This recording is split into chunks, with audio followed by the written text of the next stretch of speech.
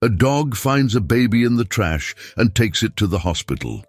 The nurse was shocked when the small town of Fairview had its share of local celebrities, but none quite like Max. The aging German shepherd, with his greying coat and wise eyes, had become a fixture in the community since his owner's departure years ago. Unlike other strays, Max possessed an uncanny intelligence that set him apart, choosing his stops with deliberate care, especially favouring the porch of Sarah Matthews, a retired nurse who never failed to leave fresh water and food for him. Sarah lived alone in her Victorian-style house at the edge of Pine Street, finding comfort in her routines and the occasional visits from her four-legged friend. She'd spent decades caring for others at Fairview General Hospital, and even in retirement, she couldn't shake off her nurturing instinct. Max had become more than just a neighborhood dog to her. He was a constant, a reliable presence in a world that seemed increasingly uncertain. If this story interested you, don't forget to subscribe to our channel and give a like. Tell us which city you are watching us from. Stay tuned. That fateful foggy night changed everything. The autumn air carried a peculiar chill as Max patrolled the community park, his keen senses alert to every sound and movement. The mist hung low, creating ghostly shapes among the playground equipment, when an unusual noise caught his attention. His ears perked up, and his body tensed as he followed the sound toward a waste bin near the swing sets. What Max discovered would set in motion a chain of events that would shake the foundations of Fairview's quiet existence. There, wrapped in a thin blanket, lay a tiny baby, arms reaching out in desperate need of warmth and comfort. Without hesitation, Max's protective instincts took over. With the gentleness of a trained caregiver, he carefully gripped the edge of the blanket between his teeth and lifted the precious bundle. The journey to Sarah's house seemed longer than usual, each step measured and careful. When Sarah opened her door to find Max on her porch with his extraordinary discovery, her years of medical training kicked in immediately. Her hands trembled as she reached for the infant. Discovering a hastily written note attached to the blanket, "Protect him at all costs." The next few hours passed in a blur of activity. Sarah took the baby to Fairview General, where she had worked for so many years, with Max refusing to leave their side. As the medical staff examined the infant, Sarah noticed something unusual. A man lingering in the corridors, always maintaining his distance but never quite leaving. His presence sent a chill down her spine. Though she couldn't explain why, the hospital staff could find no obvious health issues, and with no immediate family to claim him, Sarah was granted temporary custody. She named him Oliver, a name that seemed to suit his innocent face and bright eyes. But as she prepared to take him home, she couldn't shake the feeling that this was more than just a case of abandonment. Back at her house, Sarah began to notice subtle changes in Max's behavior. The usually calm dog became increasingly vigilant, positioning himself near Oliver's makeshift crib, his ears constantly alert to any unusual sounds. It was as if he understood that his role had evolved from mere visitor to appointed guardian. The following days brought more questions than answers. While changing Oliver, Sarah discovered a distinctive birthmark on his shoulder, one that triggered a distant memory she couldn't quite place. The mark seemed familiar, connected to an old story that floated at the edges of her consciousness, just out of reach. A social worker's visit only added to the growing mystery. The woman, while professional, asked oddly specific questions about Oliver's birthmark and the circumstances of his discovery. Her interest seemed to go beyond standard procedure, and Sarah found herself choosing her words carefully, protective instincts rising to match Max's vigilant stance. As the first week with Oliver drew to a close, Sarah sat in her rocking chair, the baby sleeping peacefully in her arms, while Max kept his usual watch at their feet. Through her window, she caught a glimpse of a shadow moving across her front yard, Too quick to identify, but enough to make Max rise to attention, a low growl rumbling in his throat.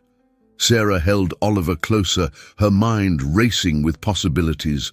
Who had left this child? Why choose the park where Max routinely patrolled? And why did she have the persistent feeling that Oliver's presence in her life was more than mere coincidence?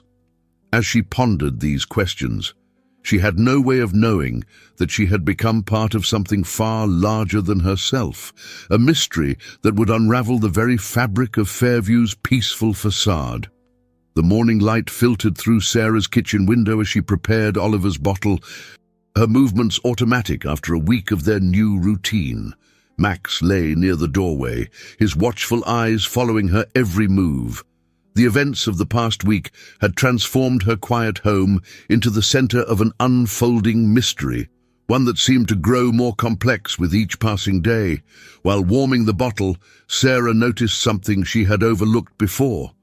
A slight bulge in one of the folds of Oliver's blanket, the one he had arrived in. Her careful fingers discovered a second note, hidden so well it had escaped initial inspection. Unlike the first urgent message, this one contained what appeared to be coordinates, precisely marked with trembling handwriting, pointing to a location within the community park where Max had found Oliver. Sarah's hands shook as she read the numbers. Her nursing training had taught her to be methodical, to notice patterns and inconsistencies, and something about these coordinates felt deliberately placed. As she contemplated their meaning, a knock at the door made her jump. Max was instantly alert, moving to position himself between the door and Oliver's portable crib. The visitor was Claire Thompson, her next-door neighbor of 15 years, bringing over a casserole and barely contained curiosity. "I thought you might need some help," Claire offered, her eyes darting around the room. "The whole town's talking about what Max found." Sarah accepted the dish gratefully, but noticed something odd in Claire's expression, a flash of recognition when she glanced at Oliver that she quickly tried to hide. After Claire left, Sarah couldn't shake the feeling that her neighbor knew something she wasn't sharing. She had lived in Fairview long enough to know that the town held its secrets close, passed down through generations in whispered conversations and meaningful glances. Now, with Oliver's arrival, it seemed those secrets were beginning to surface. That afternoon, Sarah decided to investigate the coordinates. With Oliver secured in a baby carrier and Max by her side, she made her way to the park. The autumn leaves crunched beneath her feet as she followed her GPS to the exact location. It was a spot near an old oak tree, unremarkable except for what they found buried shallow in the earth, a vintage toy, weather-worn but carefully preserved in a sealed container. The toy, a wooden music box, bore an inscription that made Sarah's heart race. The truth lies in the melody of the past. As she turned the key, a familiar lullaby began to play, one she remembered from her own childhood in Fairview.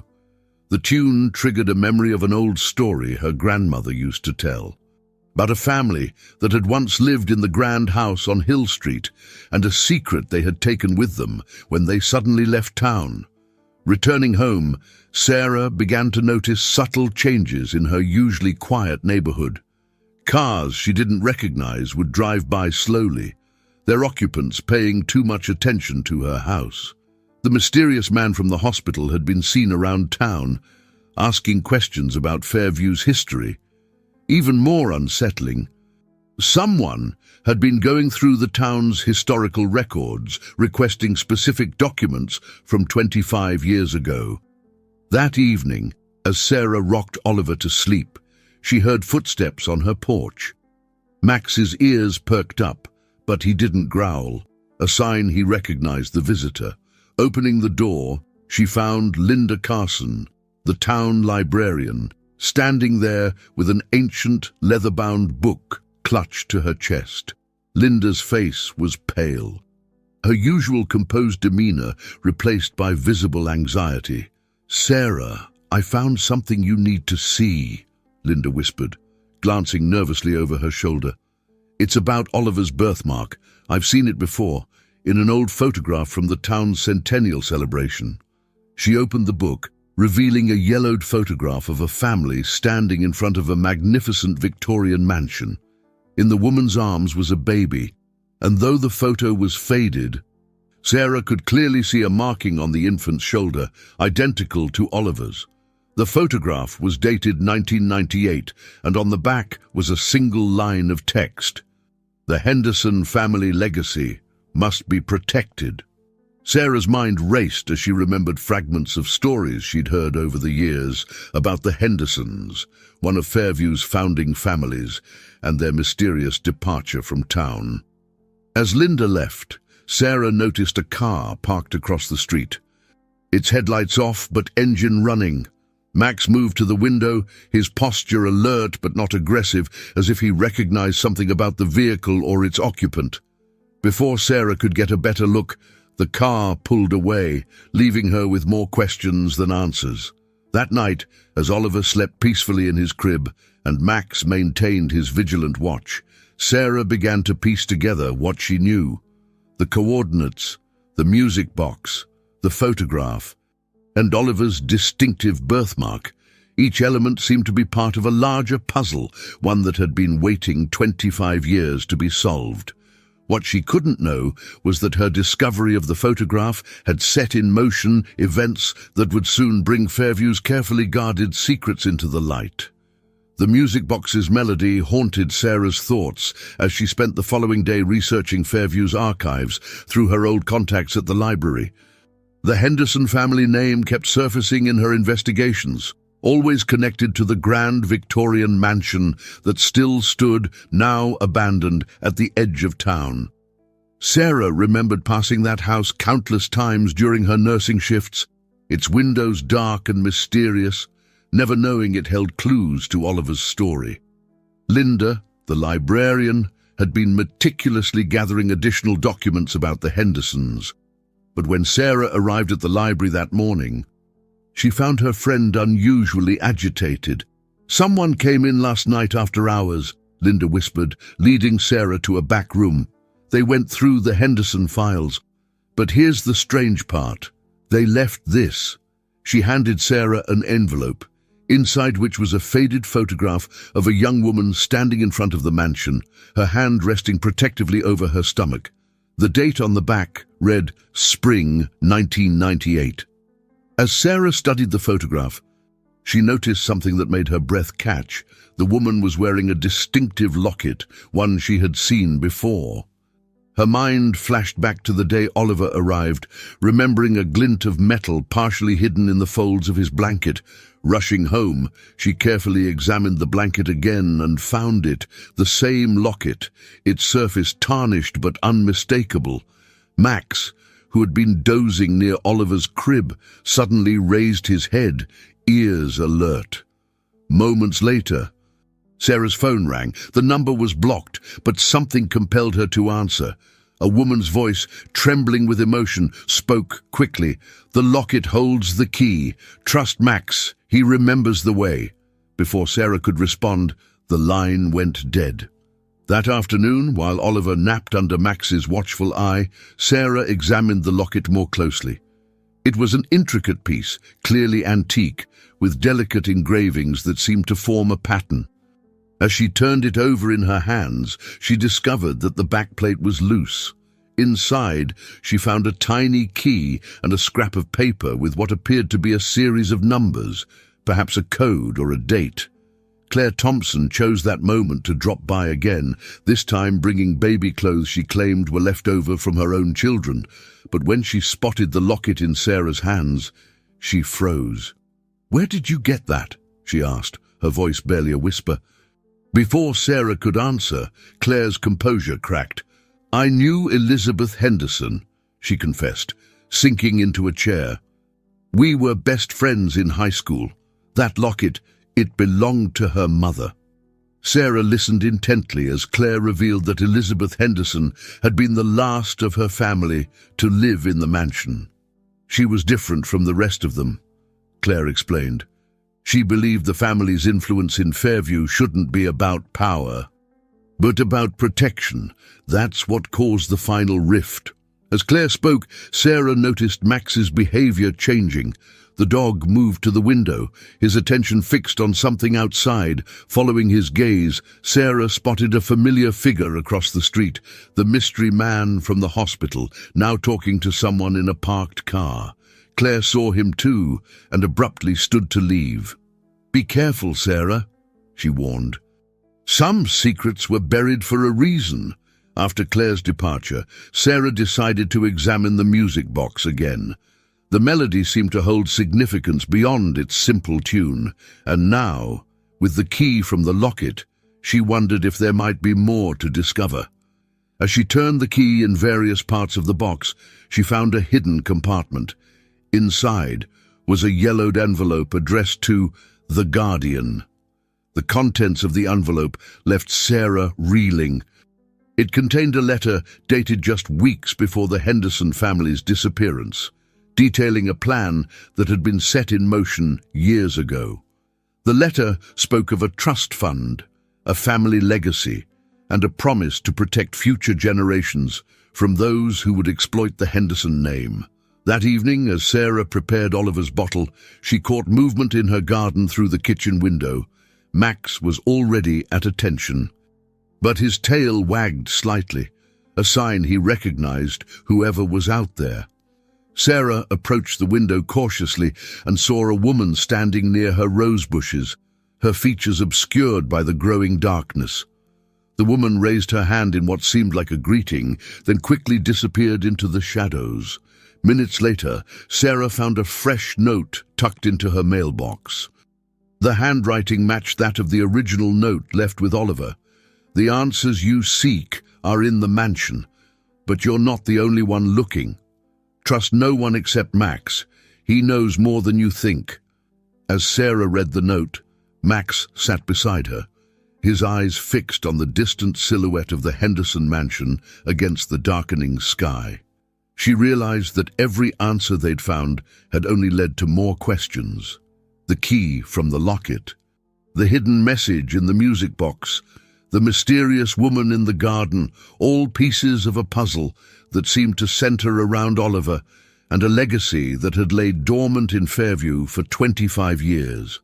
What Sarah couldn't know was that her investigation had not gone unnoticed. In the coming days, more players would emerge from the shadows, each with their own connection to the Henderson mystery, and each bringing them closer to a truth that would change not only Oliver's life, but the very fabric of Fairview itself. The Henderson mansion loomed before Sarah in the early morning light, its weathered facade holding secrets that seemed to call to her. With Oliver secured in his carrier and Max leading the way, she approached the grand entrance, the key from the locket clutched tightly in her hand. The overgrown garden whispered with movement in the morning breeze, years of neglect having transformed the once manicured grounds into a wild sanctuary. As she fitted the key into the lock, Sarah noticed Max's unusual behavior. Rather than showing anxiety about entering the abandoned structure, he seemed familiar with the property, moving with purpose toward the entrance. The door creaked open, revealing a foyer frozen in time. Dust motes danced in the streams of light filtering through grimy windows, but beneath the layers of abandonment, the mansion's former grandeur was still evident. Max padded confidently through the entrance hall, his paws leaving prints in the dust as he led them toward the main staircase. Sarah followed, bouncing Oliver gently as he cooed at the shifting patterns of light and shadow. The dog's certainty about their path made Sarah remember the mysterious caller's words, "Trust Max, he remembers the way." In the grand parlor, Sarah's attention was drawn to a massive oil painting above the fireplace. It depicted the Henderson family in their prime, and there, in the matriarch's hands, was the same locket she now possessed. But something else caught her eye. The woman's dress featured a pattern of intricate symbols, similar to the engravings on the locket. A noise from upstairs made Sarah freeze. Max's ears perked up. But his tail wagged slightly, that familiar recognition that had become a crucial signal. Moments later, footsteps descended the stairs, and Linda Carson emerged from the shadows, clutching a stack of old documents. "I had a feeling you'd come here today," Linda said, her voice echoing in the empty room. "After what I found in the library records last night, I knew I had to meet you here." She spread the documents on a dust-covered table. Property deeds, birth certificates, and letters, all relating to the Henderson family. "But these aren't just any documents," Linda explained. "They're copies. The originals disappeared the same time the Hendersons did, except for these few that were misfiled." As they examined the papers together, a pattern emerged. The Henderson family had been more than wealthy benefactors of Fairview. They had been protectors of a trust that helped families in crisis, operating in secret for generations. The documents revealed a network of safe houses, hidden accounts, and a complex system designed to protect those who needed to disappear and start anew. Sarah's hands trembled as she read a letter dated just days before the family's disappearance. It spoke of a threat to their work, of people who wanted to use their network for personal gain. The letter ended mid-sentence, as if the writer had been interrupted. Linda pointed to a series of symbols at the bottom of the letter. They matched both the locket's engravings and the pattern on the dress in the painting. "It's a code," Linda whispered. "The Hendersons used it to communicate with their network. I've been trying to decipher it, but..." A floorboard creaked behind them, and they turned to find Claire Thompson standing in the doorway, her expression a mix of relief and anxiety. "I can help with that," she said softly. "Elizabeth taught me the code before she left. It's not just a message system, it's a map." As Claire began to explain, Max suddenly trotted to a specific panel in the wall, pawing at its base. Sarah remembered how the dog had lived on Fairview streets for years after his owner's departure. How many times had he visited this mansion? What else did he know? Together, they found a mechanism that opened the panel, revealing a hidden office. Inside, a desk held more recent documents, dated just months before Oliver's appearance. Among them was a letter addressed to the Next Guardian, sealed with the Henderson family crest. Before they could open it, the sound of a car pulling up outside sent Max into alert mode. Through the grimy windows, they could see the mysterious man from the hospital emerging from his vehicle, accompanied by a woman whose elegant bearing sparked a memory in Sarah's mind. She'd seen her before, in old photographs of the Henderson family. As the visitors approached the mansion's entrance, Claire quickly gathered the documents. "We need to go," she whispered urgently. "There's another way out. Elizabeth showed me once. But first, you need to know something about Oliver's birthmark. It's not just a coincidence. Every Henderson child born to the family line carries that mark. It's how they identify the next guardian." Sarah clutched Oliver closer as they followed Claire through a hidden passage, Max taking up the rear guard. The letter from the desk felt heavy in her pocket, its contents still unknown, but promising answers to questions she hadn't even thought to ask. What none of them realized was that their discovery in the mansion had set off silent alarms, alerting others who had been watching the property for years, waiting for someone to finally unlock its secrets. The true purpose of the Henderson legacy and Oliver's role in it was about to become clear. But with revelation would come responsibility and choices that would affect not just their lives, but the future of Fairview itself. The hidden passage led them through the mansion's skeleton, a network of narrow corridors that Claire navigated with surprising familiarity. Sarah held Oliver close, while Max brought up the rear, his protective instincts on high alert. The sound of footsteps above them echoed through the walls as they made their way to safety. They emerged through a concealed door in the mansion's conservatory, its glass panels thick with years of grime, but still allowing weak sunlight to filter through. As they caught their breath, Claire pulled an old photograph from her pocket. "I've been carrying this since the day Max found Oliver," she confessed. "And I was waiting for the right moment to show you." The photograph showed a younger Claire with Elizabeth Henderson, both smiling in front of the mansion's conservatory. But it was what Elizabeth held that caught Sarah's attention. A leather-bound journal with the same symbols they'd seen on the locket. "Elizabeth didn't just teach me the code," Claire explained, her voice thick with emotion. "She made me promise to be part of the network. To help when the time came." Linda spread the documents they'd rescued on a weathered garden table. "The Henderson legacy isn't just about protecting people," she explained, pointing to various papers. "It's about maintaining a balance in Fairview. The family built a network of safe houses and resources, helping people rebuild their lives while keeping their identities protected. But someone wanted to use this network for their own purposes.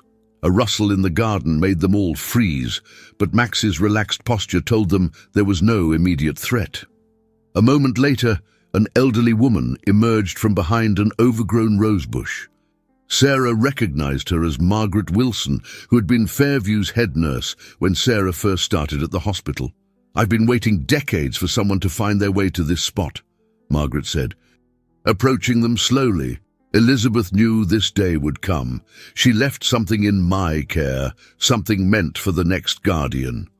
From her bag, she withdrew a small wooden box, its surface carved with the same symbols as the locket. As Margaret handed the box to Sarah, Max moved closer, his nose twitching with recognition. "Your dog," Margaret smiled. "He was Elizabeth's most trusted companion. She didn't abandon him when she left. She gave him a mission: to watch over Fairview until the next guardian appeared." The revelation struck Sarah like a physical force. Max's years of wandering the streets weren't random. He had been watching, waiting, protecting the town in his own way. His discovery of Oliver wasn't chance. It was the culmination of a long-planned mission. Using the key from the locket, Sarah opened the box.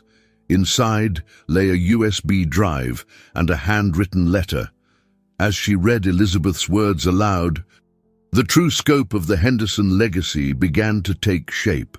The family had created a vast network of resources and safe houses, but more than that, they had established a system of protection for those who needed to disappear and start new lives. "The birthmark," Margaret explained, gesturing to Oliver, "it's not just a family trait. It's a symbol of responsibility. Each marked child is born to be a guardian, to continue the work of protection and sanctuary." Elizabeth knew her child would be born with the mark, but she also knew they weren't safe here, not then. Claire's hands trembled as she added her part of the story. "Elizabeth left to protect her unborn child. She made some of us promise to maintain the network, to keep it ready for when it would be needed again." When Oliver appeared, a sound from the front of the mansion interrupted her. Through the conservatory's grimy windows, they could see several cars pulling up. Max's ears pricked forward in recognition rather than alarm, and Sarah noticed something else. The mystery man from the hospital was helping an elderly woman from one of the vehicles. Even at a distance, her bearing was unmistakably similar to the woman in the Henderson family portrait. "Regina Henderson," Margaret whispered. "Elizabeth's aunt. She was the only family member who stayed in Fairview, watching from a distance, protecting the legacy in her own way." Sarah looked down at Oliver, peacefully sleeping despite all the revelations swirling around him. The letter in the box had mentioned a choice, that each guardian must decide whether to accept their role in the legacy. As she held her foster son closer, she realized that her own role in this story was larger than she had imagined. The USB drive would undoubtedly contain more information, more secrets, and more responsibilities. But as Sarah watched Regina Henderson slowly making her way toward the conservatory, she knew that the next chapter of the Henderson legacy was about to unfold, bringing with it decisions that would affect not just Oliver's future, but the entire network of protection that had operated in silence for generations. Max sat at attention, his mission of watching and waiting finally coming to fruition. The next Guardian had been found, and with him, the promise of continuing a legacy that had protected countless lives throughout the years. But as the afternoon sun cast long shadows through the conservatory glass, Sarah realized that knowing the truth was just the beginning. What they chose to do with it would determine the future of not just the Henderson legacy, but of Fairview itself. Regina Henderson's entrance into the conservatory brought with it an air of quiet authority. Despite her advanced age, her eyes were sharp and alert, taking in every detail of the scene before her. She moved directly to Oliver, her hand hovering over his sleeping form, tears gathering in her eyes as she observed his birthmark. 25 years, she said softly, her voice carrying the weight of decades of secrets. We've waited 25 years for the circle to complete itself. She turned to Max, who approached her with familiar affection. You've done well, old friend. Elizabeth would be proud. The mystery man who had accompanied Regina stepped forward, introducing himself as James Mitchell, the Henderson family's long-time attorney. I've been watching over the legal aspects of the legacy, he explained, making sure everything remained intact for this moment. Sarah's mind was spinning with questions, but before she could voice any of them, Regina settled herself into an old garden chair and began to speak. Elizabeth knew that leaving Fairview was the only way to protect what we had built. There were people then, powerful people, who wanted to use our network for their own gain. She couldn't let that happen. But why all the secrecy? Sarah asked, gently rocking Oliver as he stirred. Why not just tell me everything when Max brought him to my door? Regina exchanged glances with James before continuing. The Henderson legacy operates on trust and choice. Each Guardian must discover the truth gradually, must prove their worthiness, not through bloodline alone, but through their actions. You, Sarah, have demonstrated exactly the kind of protection and care we look for in a Guardian. Claire stepped forward, placing the decoded documents on a small table. The network is larger than any of us imagined, she said, pointing to various locations marked in the Henderson Code. Safe houses across the country, resources, connections, all waiting to be reactivated. And more than that, James added, opening his briefcase, the Henderson Trust has continued to grow. Elizabeth ensured that the financial resources would be there when needed. He produced a series of legal documents, their pages filled with numbers that made Sarah's eyes widen. Regina raised her hand, silencing further discussion. But money is just a tool. The true power of the Henderson legacy lies in its people, the Guardians and their supporters who choose to help others find new beginnings. She turned to Sarah. That's why Elizabeth chose you, through Max.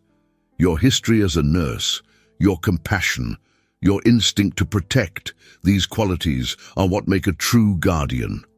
The mysterious woman from the garden, the one who had left the note in Sarah's mailbox, appeared at the conservatory entrance. She introduced herself as Hannah, one of the many people the Henderson network had helped over the years.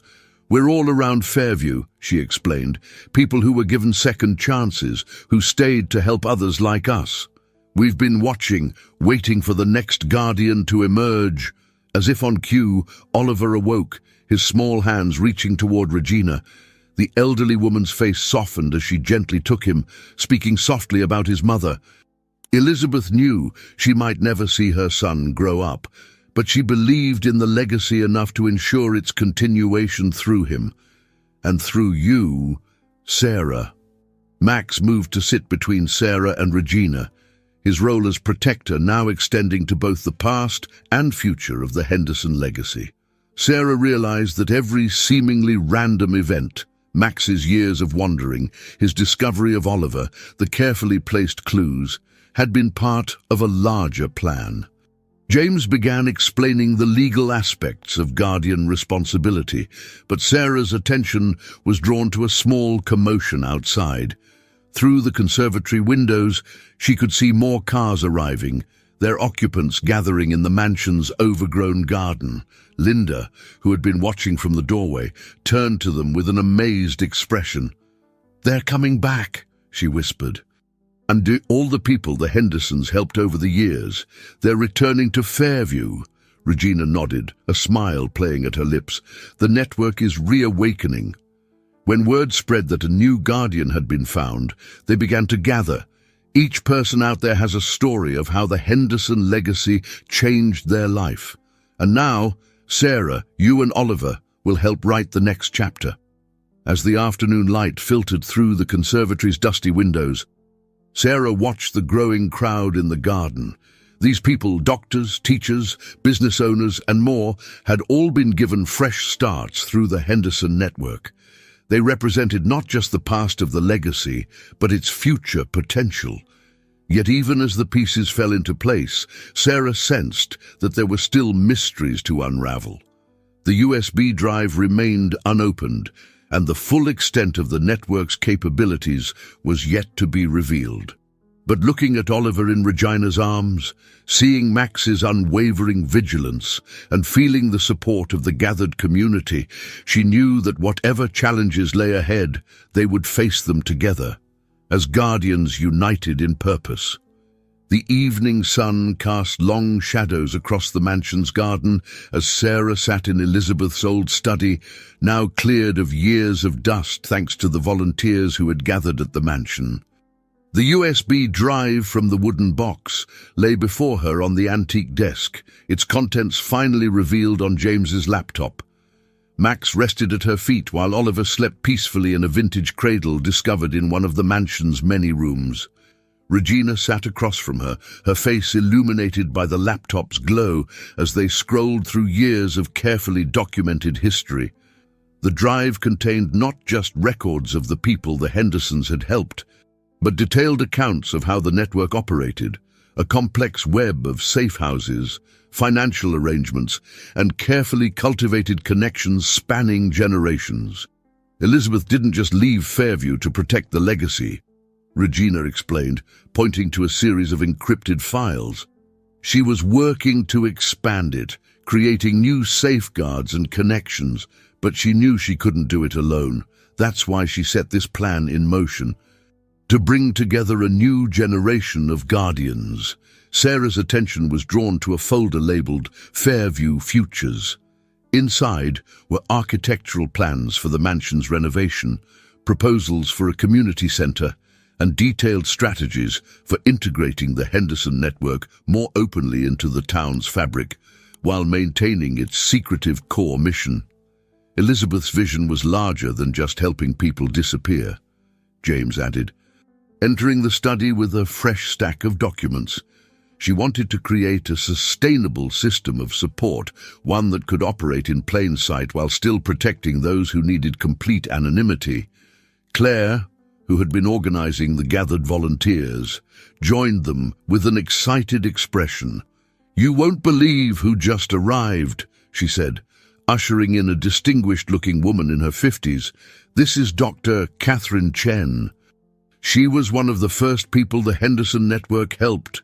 Dr. Chen's story unfolded like many others they'd heard that day.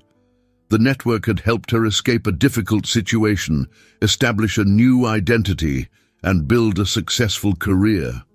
Now she ran a private medical practice that secretly provided services to others in the network. "But that's not why I'm here," Dr. Chen said, placing a medical file on the desk.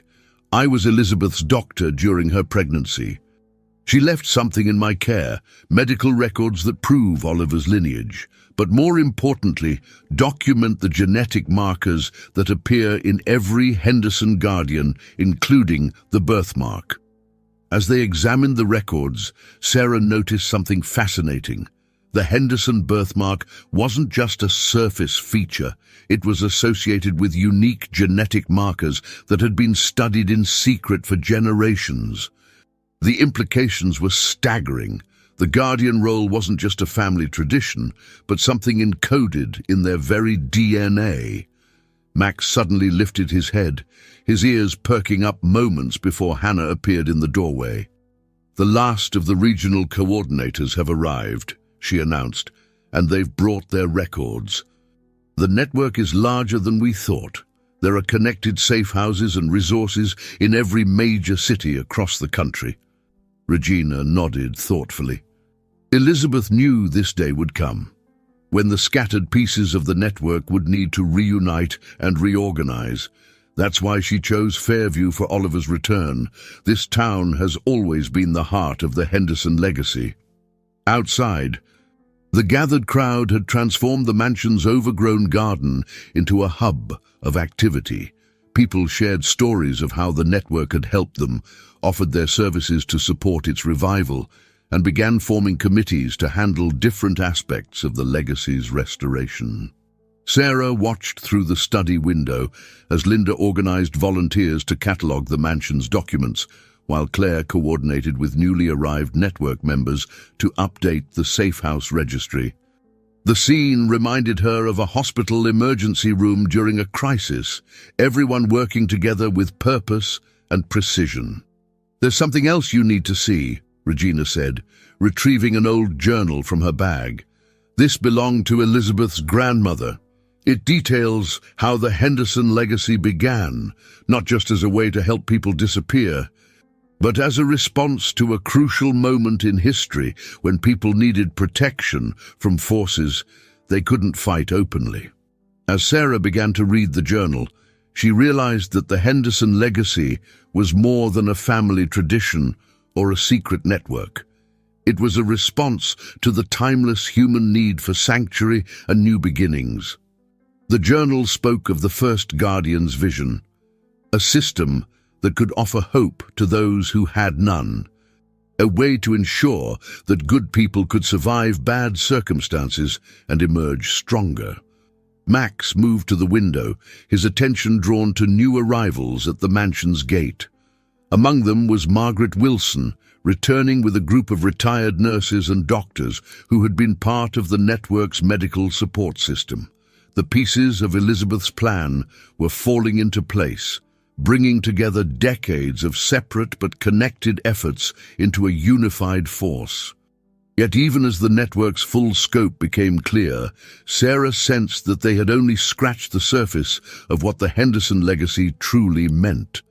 The USB drive still held encrypted folders they hadn't accessed, and the journal hinted at aspects of the Guardian role that went beyond providing sanctuary. As the evening deepened into night, she knew that understanding their heritage was just the beginning. Learning to use it effectively would be their next great challenge. The next morning dawned with renewed purpose at the Henderson mansion. Sarah sat in the renovated kitchen, feeding Oliver while watching volunteers transform the long-abandoned property into a functioning headquarters. Max patrolled the perimeter with an air of satisfaction, as if seeing his years of vigilance finally bearing fruit. Dr. Chen had spent the night analyzing the genetic records with a team of trusted medical researchers. "The Henderson markers are fascinating," she explained over morning coffee. "They're not just physical traits, they seem to correlate with enhanced intuition and empathy. It explains the Guardian's historical success in identifying those truly in need of help." Regina entered with James, carrying a stack of newly decoded documents. "We've found something remarkable," she announced, spreading the papers across the kitchen table. Elizabeth didn't just plan for Oliver's return. She created a whole new infrastructure for the modern age. Digital networks, cryptocurrency accounts, and secure communication systems, all waiting to be activated. Hannah, who had proven to be an expert in cybersecurity, was already working with a team to implement these systems. Elizabeth was ahead of her time, she said, showing Sarah a complex network diagram. She designed everything to be untraceable, yet accessible to those who know where to look. The old symbols and codes have been translated into digital signatures, As they discussed the technical aspects, Claire burst into the kitchen, her face flushed with excitement. "You need to see this," she said, leading them to the mansion's library. The room had been cleared of dust and cobwebs, revealing floor-to-ceiling bookshelves filled with journals, ledgers, and documentation of the network's history. "But that's not all," Claire continued, pressing a hidden panel behind one of the shelves. A section of the wall swung open, revealing a modern computer setup, perfectly preserved and ready for use. "Elizabeth left us everything we need to restart the network's operations, updated for the modern era." Sarah watched as Hannah and her team began bringing the systems online. The screens flickered to life, displaying a global map marked with points of light, each representing a safe house, medical facility, or resource center connected to the Henderson network. Max's sudden alert posture drew their attention to the window. A sleek car had pulled up to the mansion, and from it emerged a woman who made Regina gasp. "Catherine Brooks," she whispered. She was Elizabeth's closest friend in college. They worked together to modernize the network before everything happened. Catherine's arrival brought new insights into Elizabeth's final months in Fairview. "She knew she had to leave," Catherine explained as they gathered in the study. "But she never abandoned the mission. Every step she took, including having Oliver return here with Max as his guardian, was part of a larger plan to strengthen and expand the network." As if to confirm her words, James discovered a hidden safe in the study wall, its combination matching the numbers found in Oliver's blanket. Inside were legal documents establishing a new foundation, with Sarah named as one of the trustees alongside Regina. The foundation provided a legitimate front for the network's operations while maintaining its secretive core mission. Throughout the day, more pieces of Elizabeth's plan revealed themselves. Margaret Wilson returned with a group of younger nurses she had secretly mentored over the years, each trained to recognize and assist those in need of the network's help. Linda discovered a cache of coded messages in the library books, each leading to different resources and connections across the country. Sarah watched Oliver playing on a blanket under Max's watchful eye, marveling at how this tiny child had become the catalyst for reuniting such a vast network of protection and hope.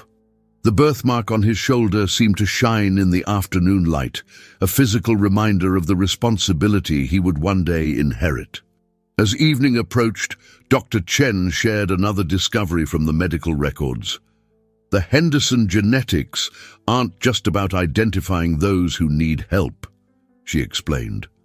They're about building connections, creating bonds of trust that transcend normal human interactions. It's why Max knew exactly what to do with Oliver and why people instinctively trust the Guardians. The mansion hummed with activity as teams worked to integrate the old systems with new technology, create secure communications channels, and establish protocols for the network's revival. But amidst all the progress, Sarah noticed Regina's concerned expression as she studied an old photograph. "What is it?" Sarah asked, joining her by the window. Regina hesitated before speaking. "There's one more piece of Elizabeth's plan we haven't discovered yet," she said quietly. "Something she mentioned in her final days here. A failsafe that would only activate when everything else was in place. And I believe," she added, looking meaningfully at Max, "our four-legged friend knows exactly where to find it." Max's ears perked up at these words, and his gaze turned toward the mansion's north wing, an area they had yet to fully explore. As the setting sun cast long shadows through the windows, Sarah realized that even with all they had discovered, the Henderson legacy still held secrets waiting to be revealed, secrets that would test their newfound unity and challenge their understanding of what it truly meant to be guardians of hope. The north wing of the Henderson mansion stood silent and unexplored as Sarah followed Max through its shadowy corridors. Regina walked beside her, while James and Dr. Chen brought up the rear. Oliver, secure in Sarah's arms, seemed unusually alert, his eyes tracking the ornate patterns on the walls that matched the symbols from the locket. Elizabeth spent most of her time in this wing during her final months here, Regina explained. Running her hand along the wood-paneled walls, she said it held the key to everything, not just the network's past, but its future.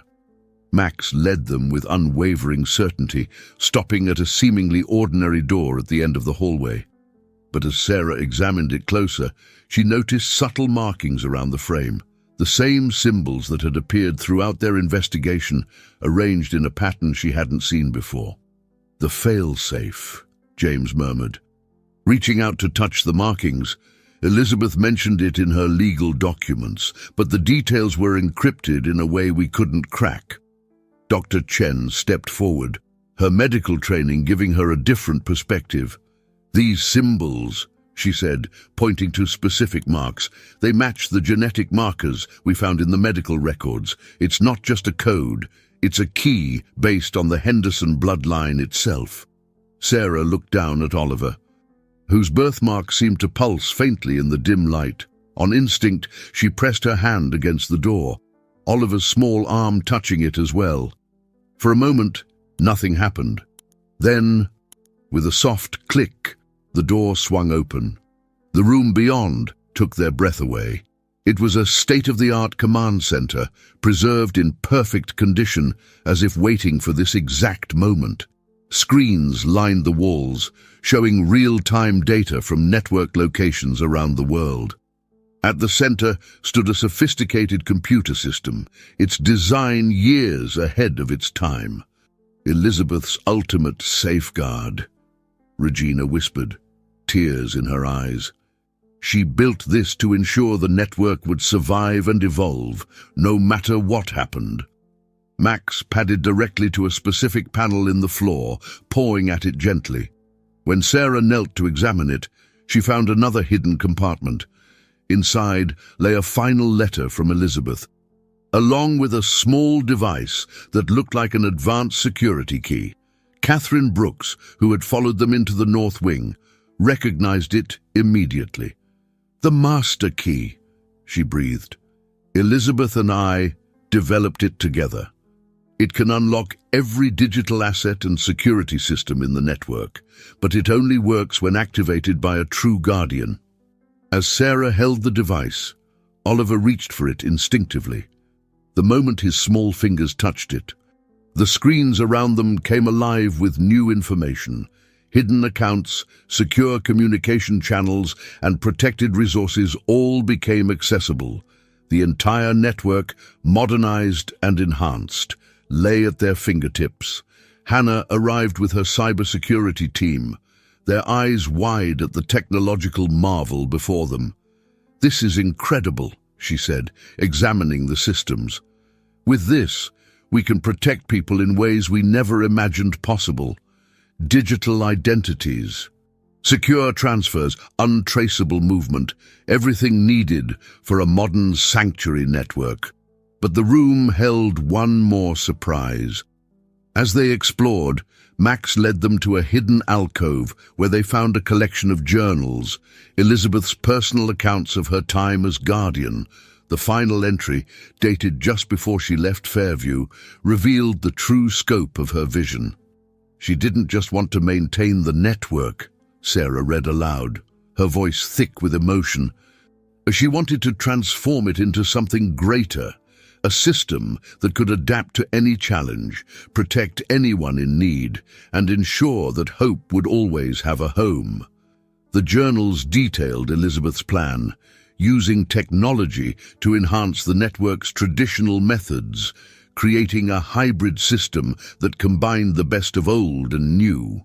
The birthmark's genetic markers, the coded symbols, the digital security, all were part of a larger design to protect the network's mission while allowing it to grow and evolve. As evening fell, the command center hummed with activity.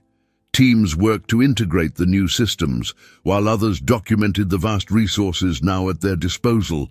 Sarah watched it all from Elizabeth's old desk, Oliver sleeping peacefully in his carrier while Max maintained his faithful vigil. Regina joined her, placing a hand on her shoulder. "There's one last piece," she said softly. Elizabeth left specific instructions about the network's future leadership. It's not just about Oliver's role as future guardian.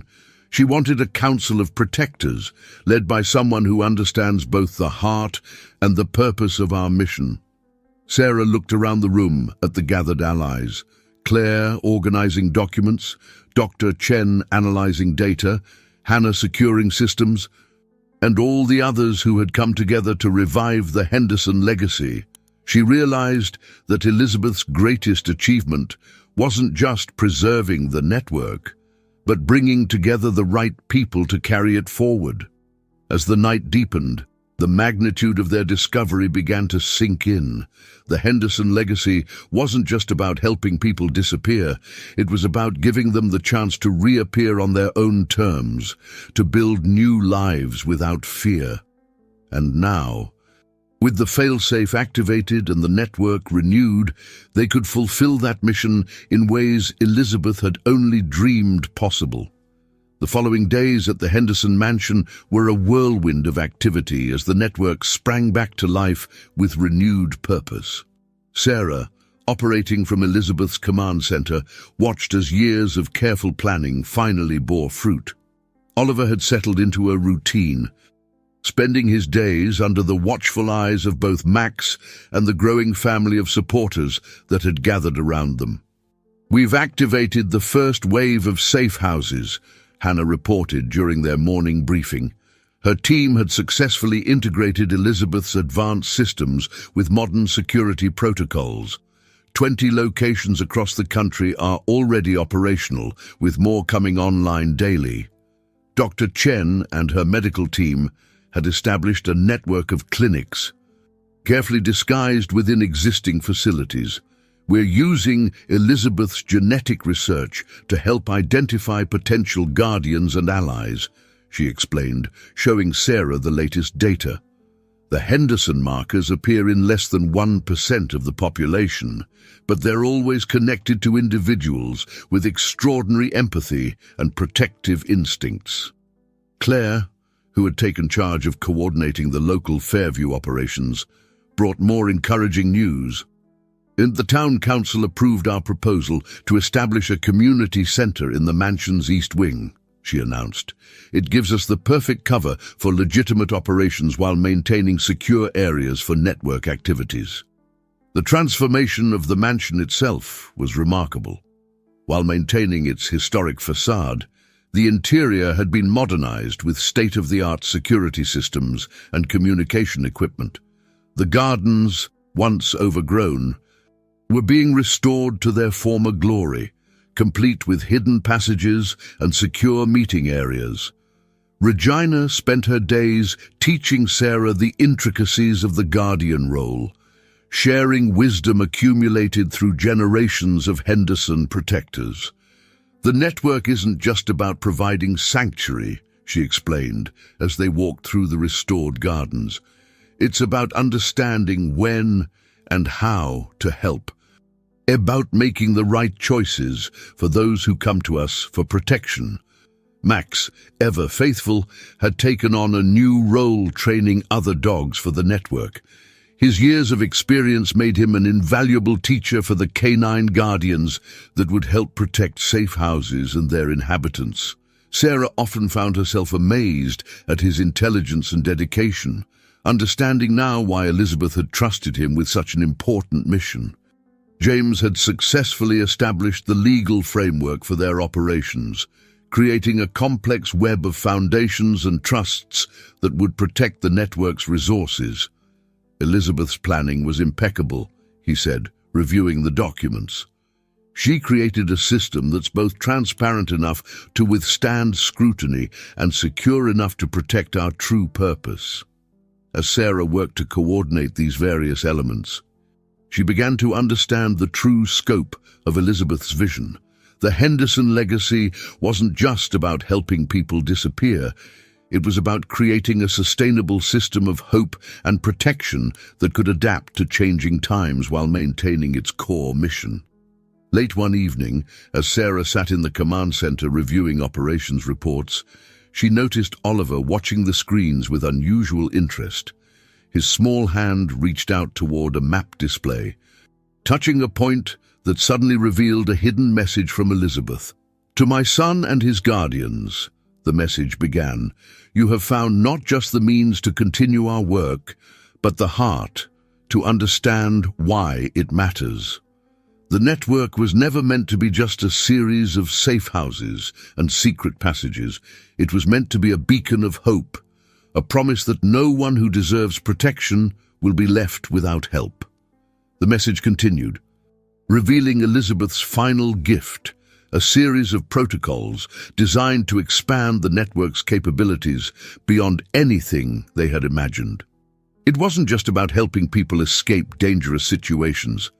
It was about creating a global community of protectors and supporters, all working together to ensure that hope would always have a home.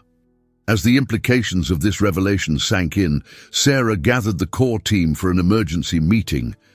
The command center filled with their most trusted allies, Regina, Dr. Chen, Hannah, Claire, James, and others who had proven their dedication to the cause. "Elizabeth left us more than just resources and systems," Sarah explained, Oliver secure in her arms while Max sat attentively at her feet. "She left us a vision of what the network could become, and now, with everything in place, it's time to take the next step." The screens around them displayed the global reach of their potential operations, not just safe houses and medical facilities, but educational programs, job training centers, and support systems designed to help people rebuild their lives completely. The Henderson legacy was evolving into something greater than its founders could have imagined. As they discussed the implications and possibilities, a subtle alert appeared on one of the screens. Someone had activated an emergency beacon at one of the newly established safe houses. It was time for the network to prove itself, to show that all their preparation and planning could truly make a difference in people's lives. Sarah looked around at her assembled team, at Max's alert posture, at Oliver's peaceful face, and at the legacy they had all inherited. The next chapter of their story was about to begin, and with it, the true test of everything they had built together. 1 year had passed since the day Max led Sarah to the hidden command center in the Henderson Mansion's north wing. The autumn air carried the same crispness as it had on the night he first found Oliver, but everything else had changed. The mansion, once abandoned and mysterious, now hummed with purpose and life. Sarah stood at the window of Elizabeth's study, watching Oliver take his first tentative steps in the garden, while Max hovered protectively nearby. The birthmark on the child's shoulder caught the sunlight, a reminder of the extraordinary legacy he represented. In the past year, the network had helped hundreds of people find new beginnings, each success story adding another thread to the tapestry of hope they were weaving.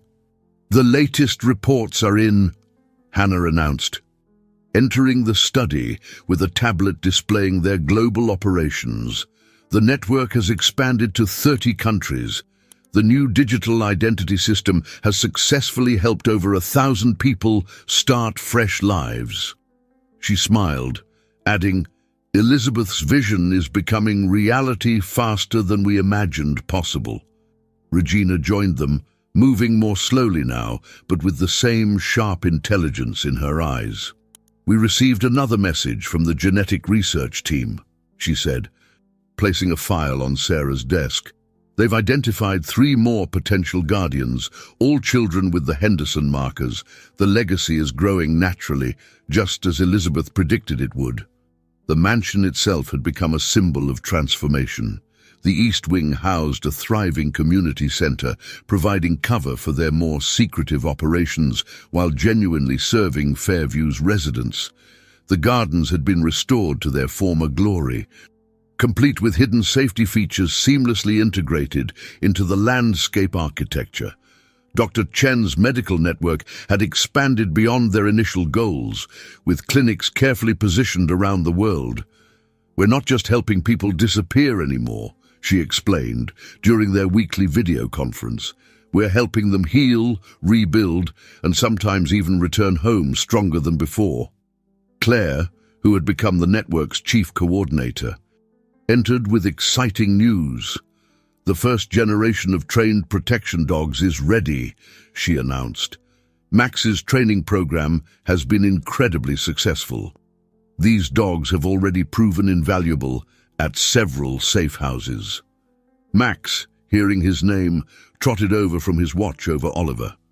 His muzzle had grown a bit grayer, but his eyes retained the same intelligence and dedication that had guided him through years of protecting Fairview. Sarah knelt to scratch behind his ears, remembering how it all began with his discovery of a baby in need of protection. James arrived with Catherine Brooks, both carrying files that detailed the network's latest legal and technological achievements. "The Foundation's public work is garnering attention for all the right reasons," James reported, "and no one suspects the deeper purpose behind our charitable activities.